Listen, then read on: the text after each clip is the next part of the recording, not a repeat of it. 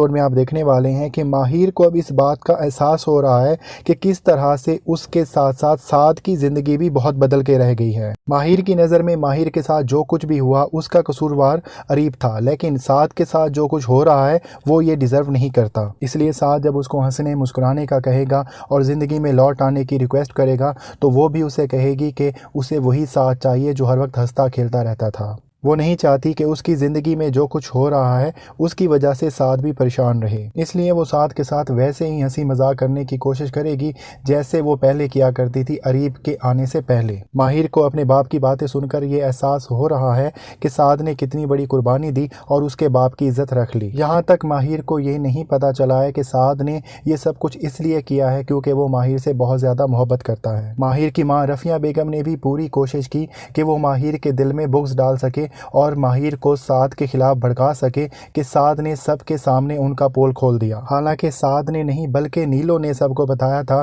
کہ ماہر اریب سے محبت کرتی ہے۔ ماہر سعد کو بچپن سے جانتی ہے اور اسے اس بات کا اچھی طرح سے ادراک ہے کہ سعد کبھی بھی اس کے خلاف کوئی بھی بات نہیں کر سکتا بلکہ ہمیشہ اس کی خامیوں پہ پردہ ہی ڈالے گا، اور ماہر نے یہی سوچتے ہوئے سعد کو دل سے قبول کر لیا ہے کہ سعد جتنا اچھا دوست ثابت ہوا ہے وہ اتنا اچھا ہی شوہر ثابت ہوگا۔ ہمیں کہ اس پوائنٹ تک ماہر کی رخصتی نہیں ہوئی ہے اور وہ اور سعد ابھی تک نکاح میں ہیں، اور ماہر کو دیکھ کر سعد کی والدہ بھی بہت زیادہ خوش ہے۔ اب اسے احساس ہو رہا ہے کہ اس کے بیٹے کو بلی کا بکرا نہیں بنایا گیا بلکہ وہ جس سے محبت کرتا ہے اس سے اس کا نکاح ہوا ہے۔ دوسری طرف آپ یہ بھی دیکھیں گے کہ جہاں ماہر کی کلائیاں سونی ہوں گی وہیں پر فاحہ اریب کے نام کے گجرے سجا رہی ہوگی۔ کل تک اریب فاحہ کو اپنے روم میں ایک منٹ کے لیے بھی برداشت نہیں کر سکتا تھا، لیکن وہ آج اسی فاحہ سے منگنی کرنے جا رہا ہے، اور فاحہ بھی اس بات کی وجہ سے پھولے نہیں سما رہی کہ اس کی اریب سے منگنی ہونے والی ہے۔ اس خوشی میں اس نے اس بات کو بھی نظر انداز کر دیا ہے کہ اریب اس سے محبت نہیں کرتا بلکہ کسی اور لڑکی سے محبت کرتا ہے، لیکن فاحہ کو یہی لگتا ہے کہ اریب کی دل لگی کچھ عرصے بعد ختم ہو جائے گی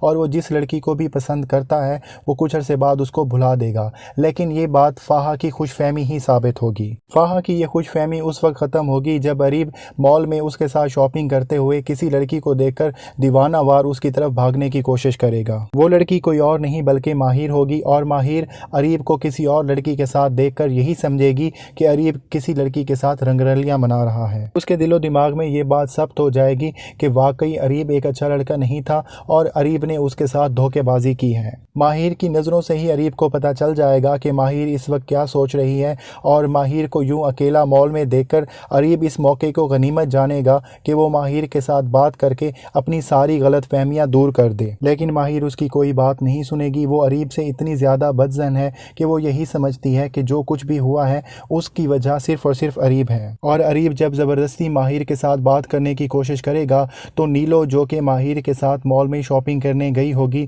وہ اریب کو ٹوک دے گی، اور ماہر کا دل اریب کی طرف سے صاف نہیں ہونے والا، اور وہ ماضی کو یاد کر کے یہی سوچے گی کہ اس وقت ایسا بالکل بھی نہیں لگا تھا کہ اریب اس کے ساتھ ٹائم پاس کر رہا ہے، اسے یہی لگا تھا کہ اریب اس کے ساتھ سچی محبت کرتا ہے، لیکن اب اس کا مستقبل سعد کے ساتھ ہے۔ تو کیا وہ اریب کو مکمل طور پہ بھلا کے سعد کے ساتھ اپنی زندگی کی نئی شروعات کر پائے گی یا نہیں؟ ہمیں اپنے کمنٹ سیکشن میں ضرور بتائیے گا، اور اگر آپ کو ویڈیو ہماری پسند آئی ہو تو ہماری ویڈیو کو ضرور لائک کیجیے گا۔